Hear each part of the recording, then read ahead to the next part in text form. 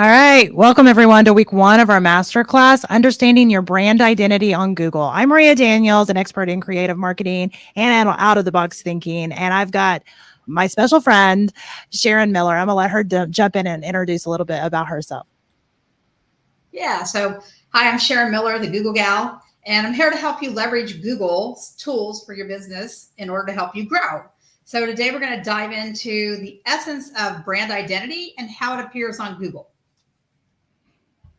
And I like looking at history. I'm a history buff. I'm always like that person. Even as a kid, I was like, why? So I really want to start with just a brief history on Google. It was founded in 1998. I know I was actually surprised about that because for some reason it seems like it's been around like I don't know forever, but it was founded in 1998 by Larry Page and Sergey Brin, and Google began as a search engine to organize the world's information and make it universally available and accessible and useful to people who were searching.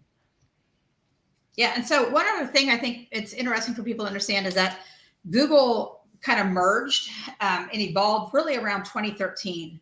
That's the point that they decided to take Google Business, Google Plus and Google Maps and make Google My Business, which is now Google Business Profile. And then as we kind of continue and carry that through in 2019, they decided that they were going to make it the most important part of your, Google history, and the way that they built that panel out to put all this great information in it, because they couldn't guarantee on your website or on, social media that they were going to see what they needed. So they created a panel that said, give me your products, give me your services, give me this, give me that. And if you give me all of that, I'm going to learn what I need to learn. So when we build out Google Business Profile panels, they're normally a lot more involved than what your website's ever going to be. And then in 2023, they made it the first place it takes search engine to. So, but they have obviously had major algorithm changes all the time, updates like Panda, Penguin, Hummingbird, which are refined how search results are delivered. Then understanding this evolution is critical for optimizing your brand presence. Yeah. So, absolutely. Well, and no, yeah. And I think that, when you're thinking about Google as a whole, and I know, Sharon, this is something you and I have talked about a lot, but Google wants to know things, right? Google, yes, it is a search engine and you can find pretty much everything on it, but Google needs to know a little bit about who you are, what you do, about your business. And so let's talk a little bit about the 5 questions that Google needs answered. Yeah.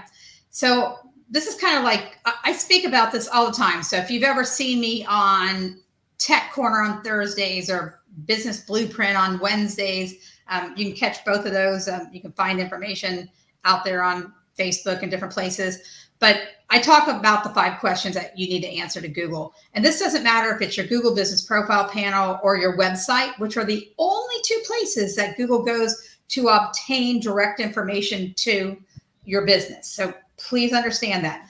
They like to know you've got social media. They like to see that your social media is growing, but they do not gain information off of social media. They gain it only on their spots and locations. So the first thing they want to know is, who are you? So, this is ensuring that your name and details are consistent across all of your platforms. You can't call yourself something on Facebook and something different on LinkedIn. This helps Google understand and trust your brand.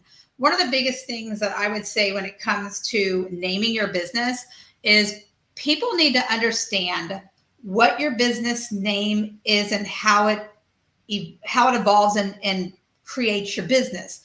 We're Extend Marketing Partners. I said right there what we do. We're a marketing company and we partner with your business to ensure that we understand your business in the way it needs to be understood, so we can put that information and that data in your Google Business Profile panel and in your website to get Google to know who you are. If your business name doesn't tell people what they do, you've got to have a tagline and it's got to be part of your logo. And I would absolutely think about adding on to your name or potentially changing your name if in your name you don't tell the world or tell Google what you do. So I hope that's kind of helpful. I mean, I teach a masterclass, and most of the time, 2 to 3 people in my masterclass of 15 people will end up completely changing and rebranding their business before they're done with my 6-week intensive masterclass course. Absolutely. Well, and I think it's so important to kind of think about those things because you don't, a lot of times when you're starting your business, you don't think about those things, but later on you start to kind of optimize and refine and kind of narrow in on those things. And so let's go to question number 2, which is what do you do? So clearly describe your products and your services using keywords that align with what your business offers because it helps to improve visibility and improve search results as a whole.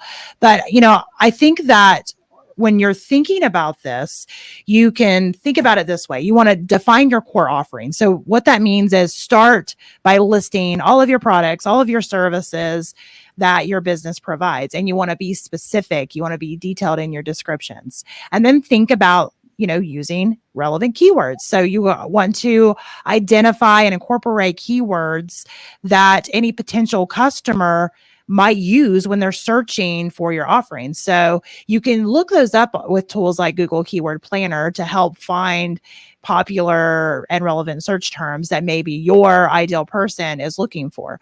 And the next thing you want to do is to create detailed descriptions. So for each of those products and services, you want to write a clear, concise, and informative description, highlighting any of the features, benefits, and unique selling points that has to offer. And then you want to go ahead and optimize your website content to make sure that all of those keywords and descriptions are over there too. That way they're seamlessly integrated into the website content. And that includes product pages, service pages, blog posts, making sure that all of that's kind of intertwined. And then really look at updating meta tags and descriptions as well, using those relevant keywords. And all of those things kind of help to pull all that together. And like you mentioned, Sharon, earlier about social media is that handshake that lets you kind of introduce yourself to the world, but you have to have those core foundational pieces that is able to be pulled together to make that really work for you. Yeah. The thing I will tell people all the time when you're building out your Google business profile panel, if you've not done it, or if you've done it, I'm going to give you a little hint. And this is a great nugget for you. Build your product first, one product, and break down how you service that product. So start with the product and then figure out what pieces do I want to explain to the world that I do within this that makes me stand out over my competitors. It might be how you evaluate their situation. It might be how fast you can give them a quote if you're a trade company, how fast you can turn around and be out there to do the work, how you monitor even after the work is complete if you're a trade company, or if you're a consulting business, how do they, they're going to take a master class through you. What should they expect as far as a list of the things that they're going to learn within that masterclass? And that's your services. Now, some of those services are so important, you might want to make them a product also, because the great thing with Google on your business panel is a product gets a photo and services do not. Services are also not visible on desktop, but they are visible on mobile. And for some companies, that's starting to turn, and Google's slowly putting services on desktop, but it's just not a priority to them. So just consider what is a service that you really want to break down as a service. So Google understands it's truly a service to your company, but it's so important you want to give it a product as well with, a photo around it. Absolutely.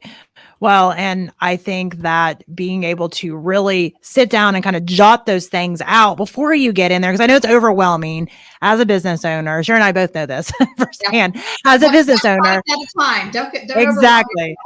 It is. There's so many things that you have to do on a given basis that you're probably listening to us like, oh my gosh, I have to do this too.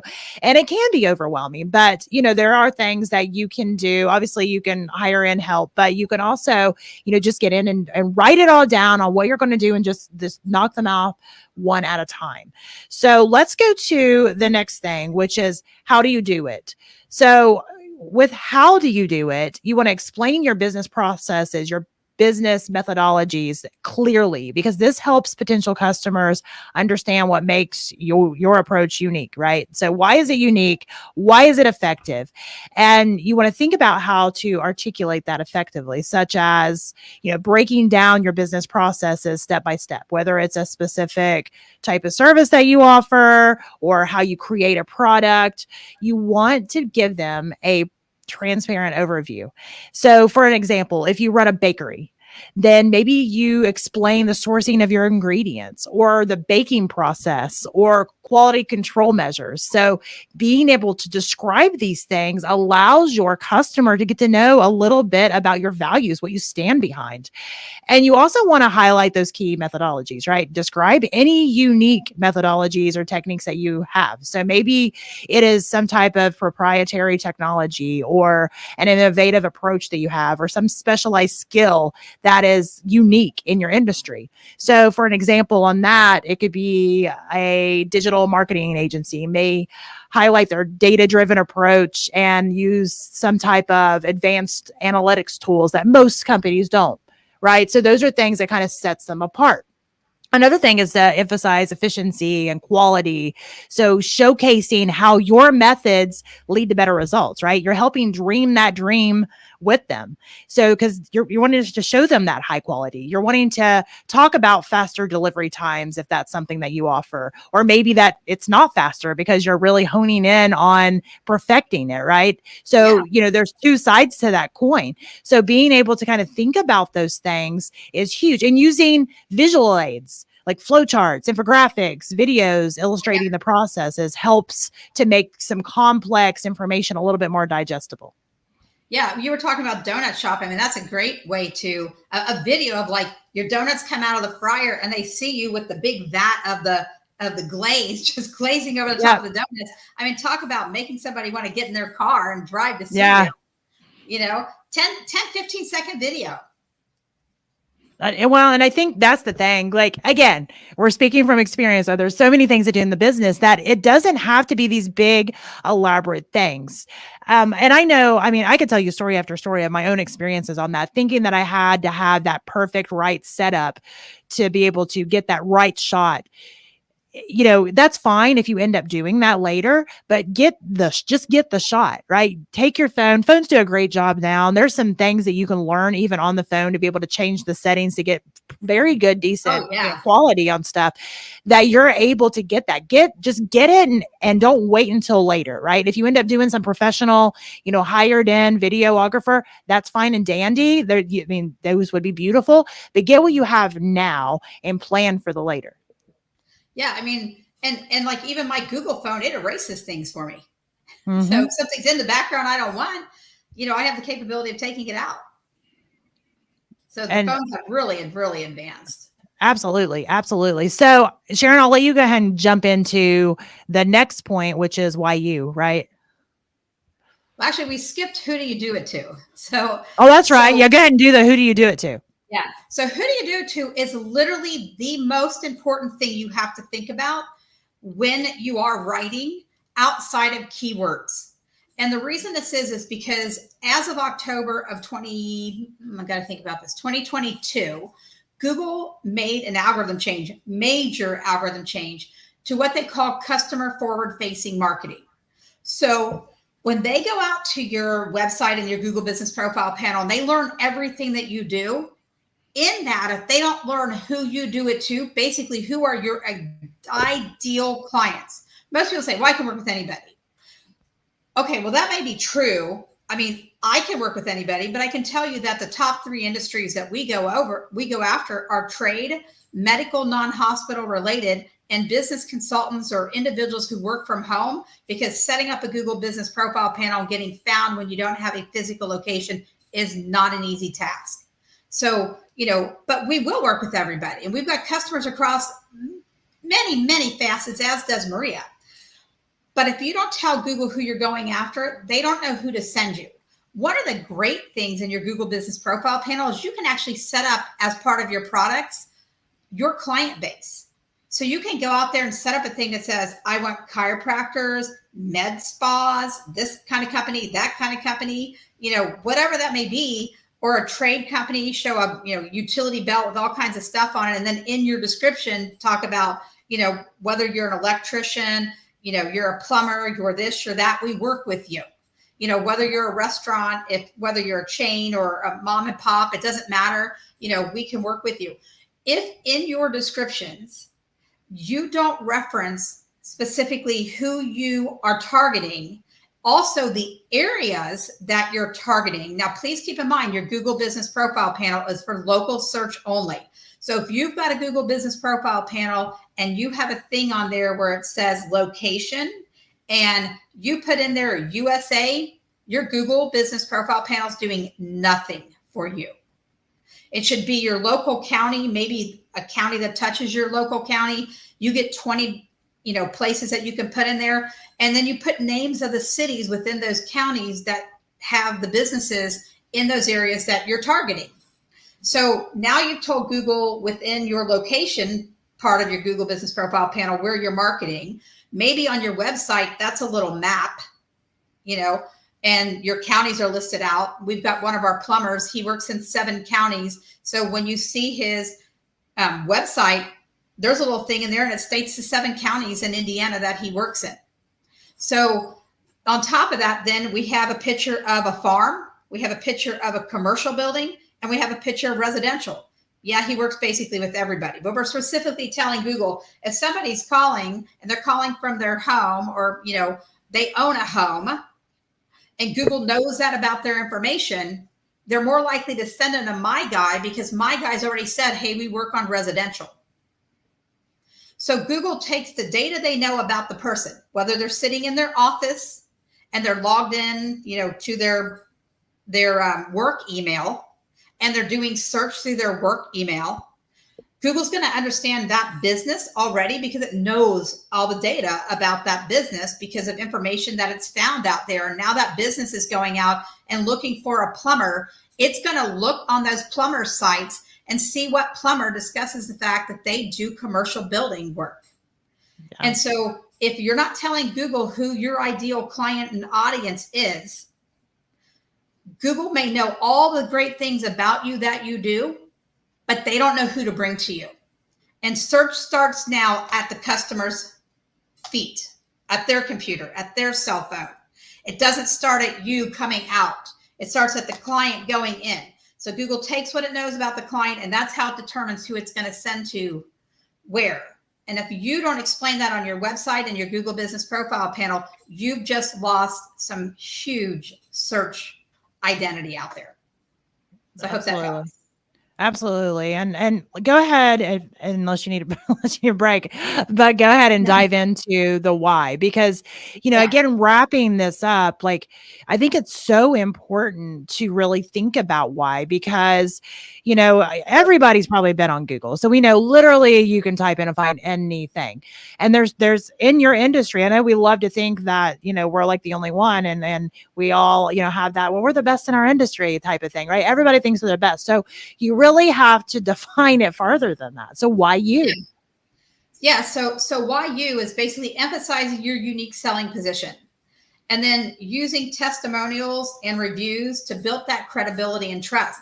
So if you've won an award, that should be on the home page of your website. I say that, but I've won the Google Global Business Educator of the Year Award for 2022 and 2023. And I don't think that's on our website, but it's on my LinkedIn and things like that. But it's important to emphasize those things because people need to know and understand the level of where you are in the world of what you do. And so Absolutely. Testimonials, they'll be on your Google Business Profile panel and they'll be on your Facebook page if you go out and get them. And if you don't, you need to be. If you're a trade company or you're somebody who's going into somebody's home or you're meeting with them face to face, please make sure either on your business card or, in a lot of our trade companies, we make magnets for them with the QR code and their telephone number. The QR codes for their reviews. The telephone number is there. So if they ever have any problems at all with anything, they can they've got the number right there, whether it's hanging on their furnace or whatever. They Yep. can scan the QR code, leave a review, but they got their phone number there, so they're not going to get rid of it because the phone number is on there if they need help. Mm-hmm. So figure out unique ways to get people involved. 78% of all people will leave a review if you just ask. Isn't that Absolutely. crazy? And It that is crazy. number has stayed consistent for as long as I've ever been with Google. So, I mean, you're talking 10 years. That number has not really fluctuated. It's always stayed in the 70 some percent. So don't sit back and think, oh, I hope they leave a review.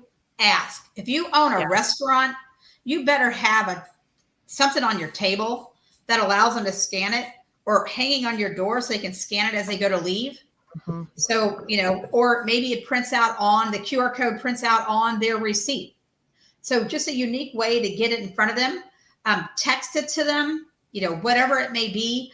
If, I've got a free class that I offer. If you go out to our website, extendmp, like marypoppins.com, and you can sign up and take my free everything you need to know about Google for your business. And on there, I'll talk to you and go through the process of how you find your QR code for your reviews. So just know that when you get those reviews, they don't show up on your website. So it's really super important that you dash and sprinkle testimonials around your website, or at least put them on your homepage. I see most people have them kind of on the bottom of their homepage.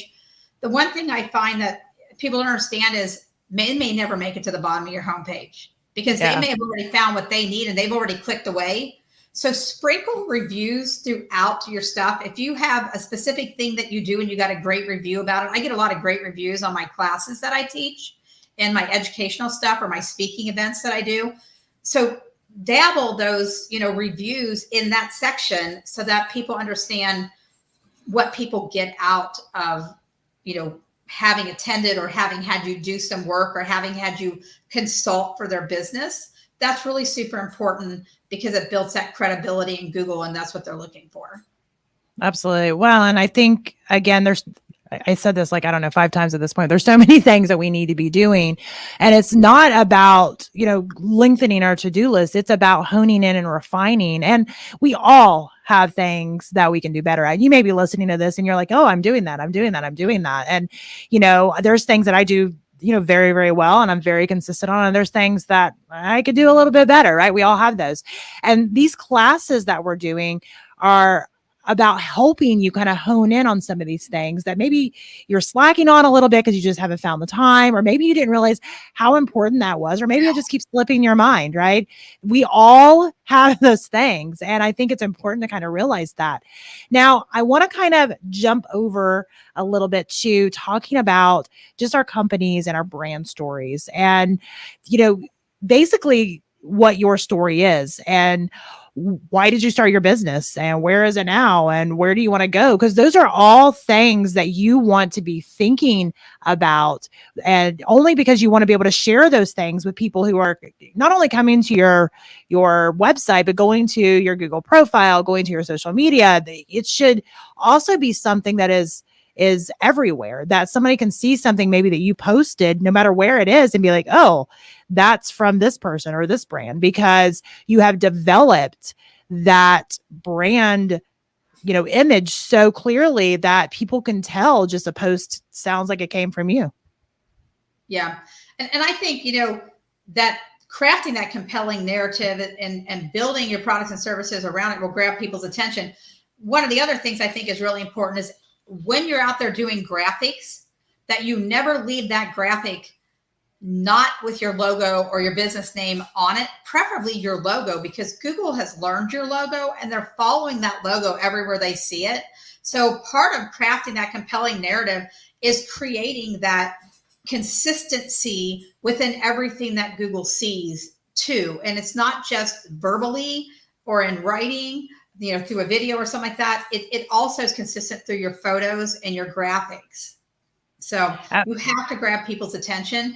You also have to give them a sense of community. So, one of the things that I've done is, when people take my masterclass once a month, I have a class that anybody can come and take. And we talk about all the updates of the algorithm changes, the things going on in Google, and people are allowed to ask questions in areas they're struggling with that may have taken my masterclass 2 years ago. They get invited to this.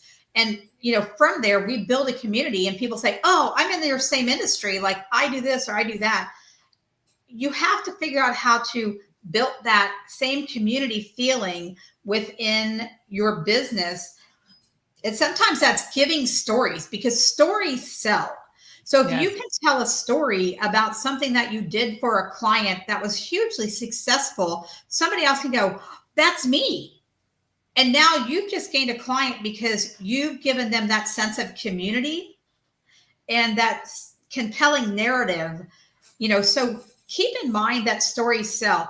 You may have clients that don't want to leave a review. Ask them if you can record them and just use their story without using their name, in something you write, because of the fact that what you did for them was so life-changing.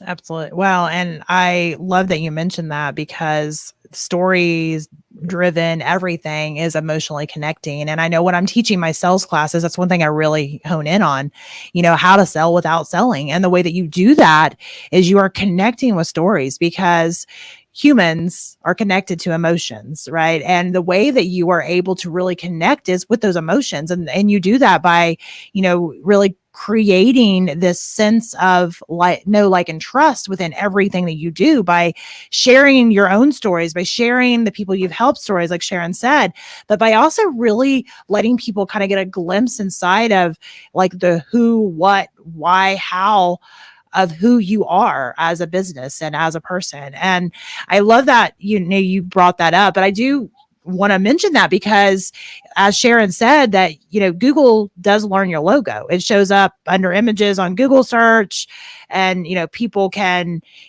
find a lot of things connected to that logo because Google has pulled them together, because the visual identity, it plays a significant role in all that brand perception that's really important. But without a great story to tie that all in, it's just flat. Yeah. I mean, it is so true.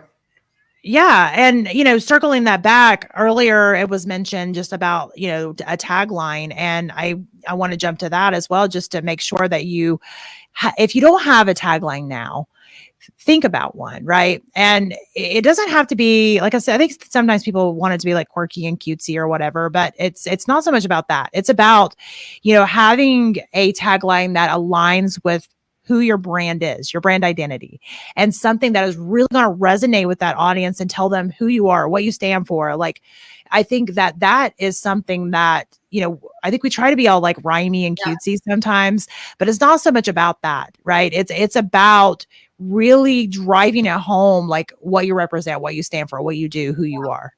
And AI is a great way to help. I mean, I had a gal who has this really, really unique business in Indianapolis. She took my masterclass about a year ago, I'm going to guess.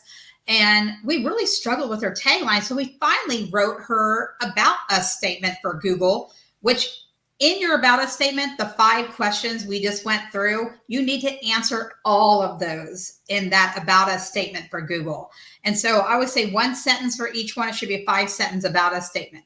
We wrote that, stuck it in AI, and said, give me a 5-word tagline with 4 options. And we took the 4 options they gave and made a tagline for her business. And it changed her business life when we did that, because having that tagline finally made people understand what she did. We also changed her logo to make it look like a bookshelf, because she does home organizing.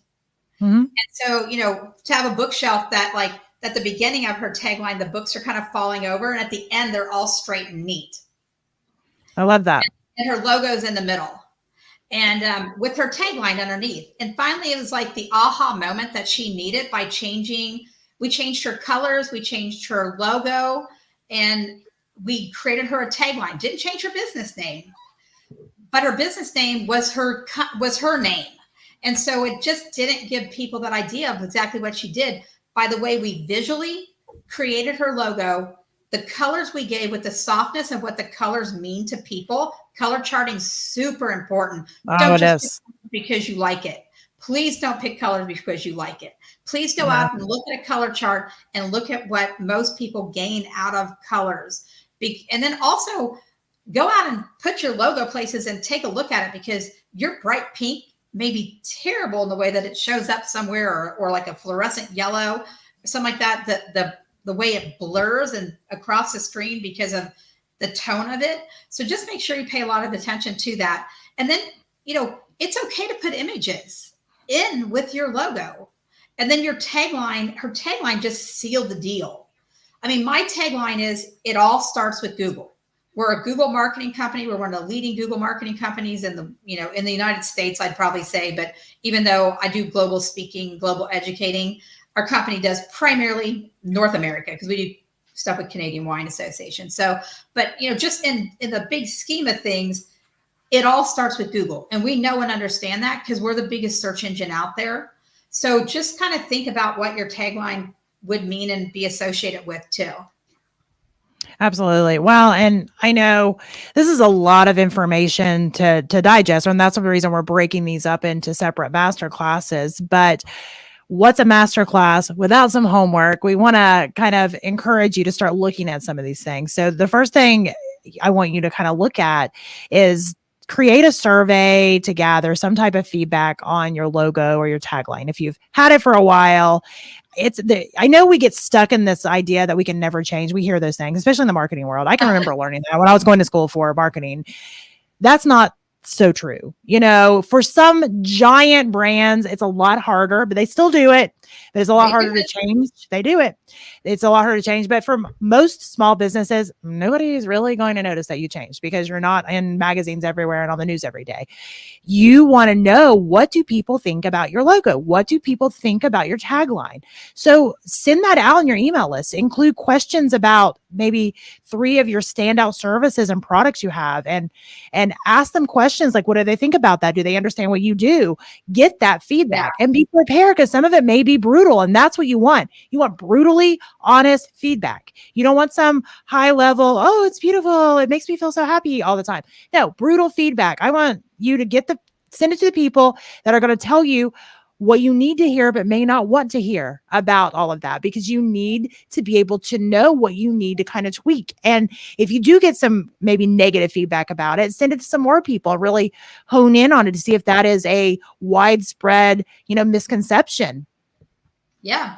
And one of the things I think it's important is, to not just, put it out there throughout your social media, but if you've got internal staff, you've got current clients, or particular individuals within your networking group, or random individuals, out there that are going to grab it, or that, that maybe don't work with your business, but they know of your business. Get your survey out there and get a big variety of input. And you don't need a lot of people coming back. If you just got even 10 or 20, you would have enough, to be able to analyze it, and see where people are as far as what they think of your logo and your tagline. And do they understand what your business does just by your logo? Do they understand what your business does just by your name? And then from there, also, analyze your Google business profile panel and search your results. Again, if you go out to our website, extendmp.com, up in the top corner, right-hand corner, when you log in, there's a button that says grade my panel. If you want to see how your panel is grading and what's missing on it, it's a software we help develop through Google. And you can click on that. It'll grade your profile and it will give you results. So, and then also go out and search your business on Google, on Bing, and also do it incognito. So when you do incognito, when you're in Google and you're in search, in the very, very top right-hand corner, there's 3 little buttons. And when you push the button, click on there, one of them says incognito search. And it brings up a black screen. So just so if you've never done it before, I'm just explaining that. It turns off all the memory of your computer. It doesn't remember how you've ever searched before. It doesn't pick up your location, anything. And then type in your business name. If you can't find your business at that point, type in your business name, comma, the state you're in. If you're still struggling, type in your business name, comma, your city and your state. You might have to type in your tagline. if you're having that much trouble finding your business, therefore Google's having that much trouble pushing your business out to people. So you have to understand how you appear. The other thing you want to do is when you type in your business name in Google, go to the top, and under the URL line, there'll be something that says images, and click on the image button and see how many images around your business are showing up. Because if you don't have a lot showing up, that's also meaning Google doesn't recognize your image. One of those images better be your logo. And if it's not, you've got some problems. Absolutely. And we'll talk in a couple weeks when we do our live, we'll cover imaging. So make sure you come back, at 11 on Tuesdays in a few weeks. I can't remember if that's 2 weeks away, but whenever it is, it might even be already next week. But you want to make sure you don't miss the one on imaging your business because it really is important. Absolutely. Well, and like Sharon said, we're going to be doing these every week, kind of diving into some topics on really helping you figure out how you need to show up on Google, how to really hone in on really optimizing your presence. And today we covered just the essentials of mastering your brand identity on Google. And I want to also encourage you to remember to complete your homework and be ready for the next week. But if you just maybe caught the tail end of this, the replay will be up. You'll be able to see it. There also is the ability for you to type in and ask questions. When we end this live, we won't be able to see the questions live, but they will save in the comments for us to be able to see and be able to answer those. And if it's something that's kind of a long-winded answer, we'll try to address that in next week's session, which will be next Tuesday at 11 a.m. Eastern time. Yeah. So, we're here to help navigate things. We want to help you enhance your brand presence on Google. We are going to eventually dive more deep into social media and things like in LinkedIn, Facebook, those types of things. Right now, we're concentrating on the big monster because unraveling Google is complicated for a lot of people. So we're trying to make it as easy as possible for you so that your presence shows up on Google well and you begin to grow your brand quickly and strongly. Absolutely. Get your homework done, and we will see you next